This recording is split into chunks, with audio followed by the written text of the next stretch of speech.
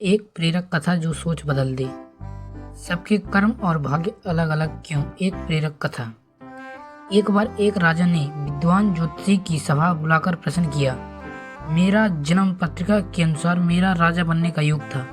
मैं राजा बना, किंतु उसी घड़ी मुहूर्त में अनेक जातकों ने जन्म लिया होगा जो राजा नहीं बन सके। क्यों? इसका क्या कारण है? राजा के इस प्रश्न से सब निरंतर हो गए। अचानक एक वृद्ध खड़े हुए और बोले, महाराजा, आपको वहाँ से कुछ दूर पर घने जंगल में एक महात्मा मिलेंगे, उनसे आपको उत्तर मिल सकता है।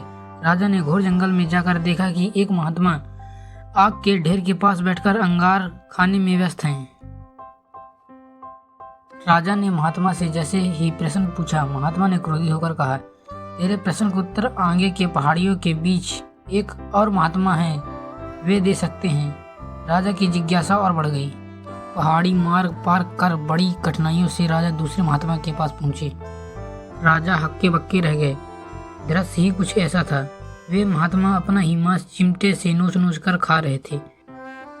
राजा को महात्मा ने डांटते हुए कहा, मैं भूख से बेचैन हूँ, मेरे पास समय नहीं है। आगे आदिवासी गांव में एक बालक जन्म लेने वाला है जो कुछ ही देर तक जिंदा रहेगा। वह बालक तेरे प्रश्न का उत्तर दे सकता है। राजा बड़ा बेचैन हुआ। बड़ी अजीब पहेली बन गई मेरे प्रश्न की। राजा की उत्सुकता प्रबल थी। राजा पुनः कठिन मार्ग पार कर उस गांव में पहुंचा। गांव में उस दंपति के घर पहुंचकर सारी बात कही। जैसे ही बच्चा पैदा हुआ, दंपति ने नाल सहित बालक राजा के सम्मुख उपस्थित किया। राजा को देखते ही बालक हंसते हुए बोलने लगा, राजन, मेरे पास समय नहीं है, किंतु अपना उत्तर सुन लो। तुम, मैं और दोनों महात्मा 7 जन्म पहले चारों भाई राजकुमार थे। एक बार शिकार खेलते खेलते हम जंगल में 3 दिन तक भूखे प्यासे भटकते रहे।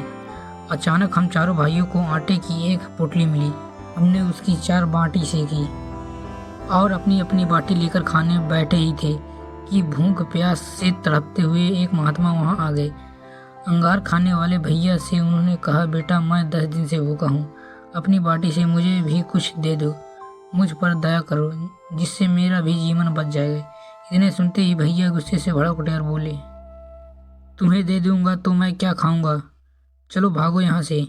वे महात्मा फिर मांस खाने वाले भैया के निकट आए। उसने भी अपनी बात कही, किंतु उन भैया ने भी महात्मा से गुस्से में आकर कहा, बड़ी मुश्किल से प्राप्त ये बाटी तुम्हें दे दूंगा तो मैं क्या अपना मांस रोज कर खाऊंगा। भूख से लाचार हुए महात्मा मेरे पास भी आए, मुझसे भी बाटी मांगी, किंतु मैंने भी भूख में धैर्य खोकर कह दिया कि चलो आगे बढ़ो, मैं क्या भूखा मरूं। अंतिम आशा लिए वो महात्मा, हे राजन, आपके पास भी आए। दया की याचना की। दया करते हुए खुशी से आपने अपनी बाटी में से आधी बाटी आदर सहित उन महात्मा को दे दी। बाटी पाकर महात्मा बड़े खुश हुए और बोले, तुम्हारा भविष्य तुम्हारे कर्म और व्यवहार से फलेगा। बालक ने कहा, इस प्रकार उस घटना के आधार पर हम अपना भोग भोग रहे हैं। और वो बालक मर गया।